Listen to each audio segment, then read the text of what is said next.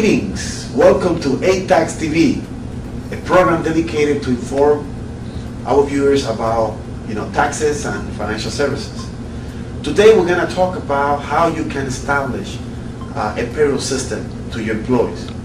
The first thing that I want to explain to you is that the difference between an employee and a subcontractor or a contractor, because a lot of companies, they have employees that they prefer to keep them or pay them as a subcontractor.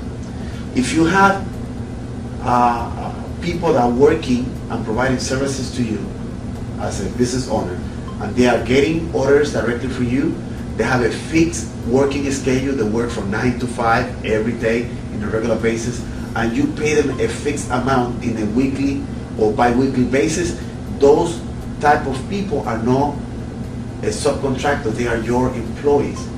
Therefore, you need to be able to set it up properly in your system so you don't get fines or you don't get in trouble with the Department of Labor. Now, if you have people that they are working in an independent way, people, let's say you call somebody to clean the carpet once a month, and that person come and perform the job, then for you, that's not an employee. For you, that is like a subcontractor because it's someone that is not there in a regular basis. That person is his or her own boss, and they do not get orders for you. You just hire them when you need them. Now, in order for you to establish a payroll system, there are a lot of companies out there that can provide that service to you. If you want to do it on your own, there are programs like QuickBooks and many other programs online that you can establish a payroll account on your own. I do not recommend that you do that because payroll is a very complex system, and you can really get in trouble if you don't do it right.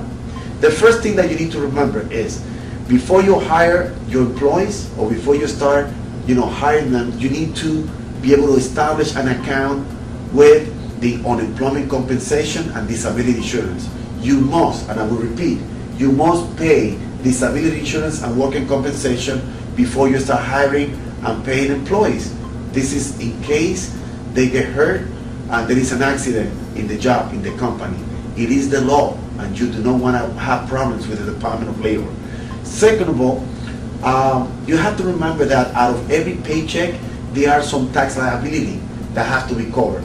Yes, it usually costs more for the company when you have people in payroll, but it is the law. There are certain taxes that needs to be paid. From every employee's paycheck, usually you deduct the federal taxes to the federal government, the city, and the state.